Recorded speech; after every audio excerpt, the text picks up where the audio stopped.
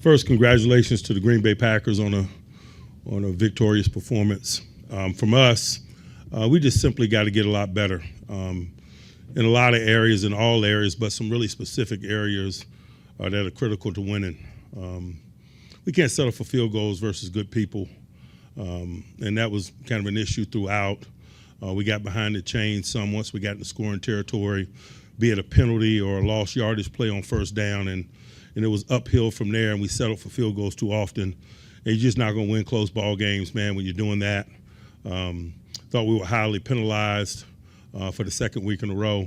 It hadn't been us, but it is us, and so we certainly got to address that, and we will.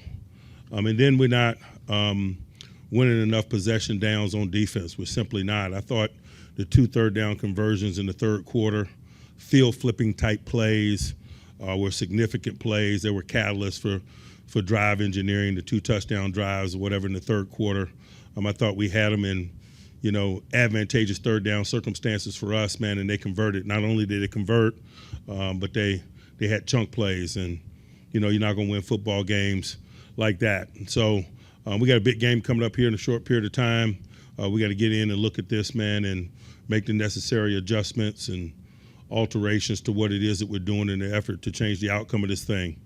From a health standpoint, man, it looks like we got a couple significant ones. Daniel, he's got a significant knee injury.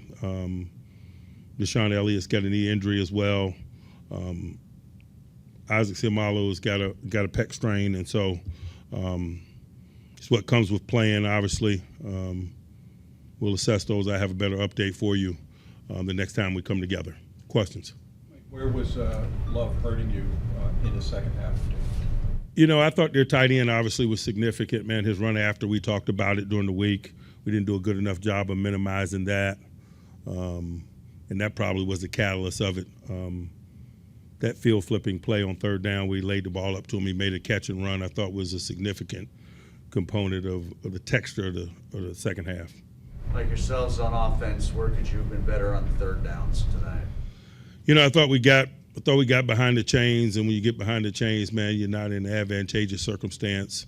There's a challenge with their rush and some of the rush people that they have. You got to protect it. You got to go downfield, and that was challenging. The best course of action is to stay on schedule, and we weren't on schedule enough, particularly in the second half. Mike, the defensive problems that you've had repeatedly, is it rooted in the scheme or in the execution of the scheme? We all have to own it. Certainly you start with the schematics, man, because, that's the leadership component of it. And certainly we'll be looking at everything that we're doing, man, because some of these problems are somewhat repetitive and we're not getting better fast enough. Mike, what's missing in the execution? Again, I'm not going to talk too much tonight. We'll take a look at it. As I mentioned, they made some significant plays on possession down ball. And, you got to get off on third down, and we didn't do it well enough. And particularly in the third quarter, there were some significant ones. So like the second week in a row, you gave up a bunch of easy completions. It was the slants against Cincinnati. Somebody was more the flats.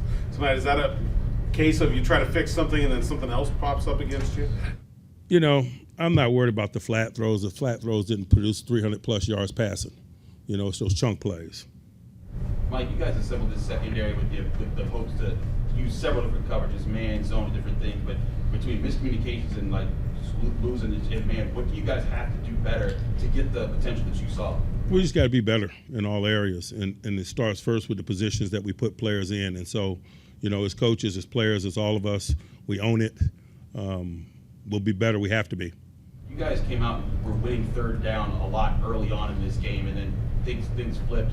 What do you think led to the collective breakdown there? As I mentioned, those third downs in the third quarter that I outlined in my opening statement.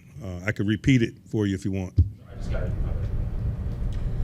Anyone else? Mike, did you get an explanation on the offsides call that wasn't called? It's irrelevant because you can't get it back. I thought it was an error, but you can't get it back. Explanations mean very little. Mike, do you consider a change in the secondary at all? I'm open to doing whatever it is that we need to do schematically or from a personnel standpoint to improve this, certainly. What's your reaction to 2 post-play personal fouls in the second half? It's not our style of business, and we can't live like that. Mike, what do you guys have to do to get the pass rush home more often in key games?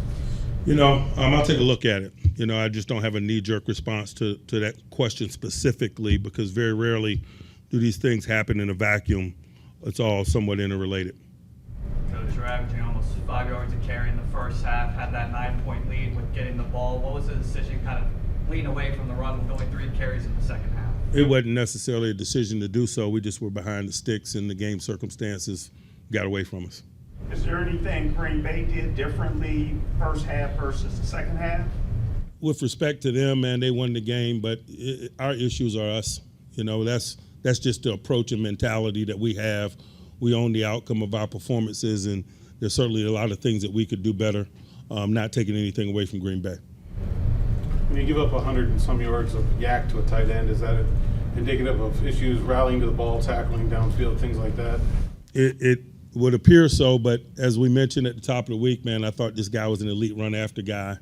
I told you guys that on Tuesday, and he proved that.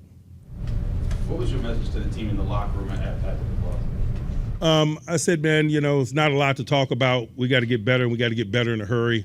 And so we say very little when we win. We say less when we lose. It's all about getting back in the lab and getting better. Anyone else? All right. Thanks.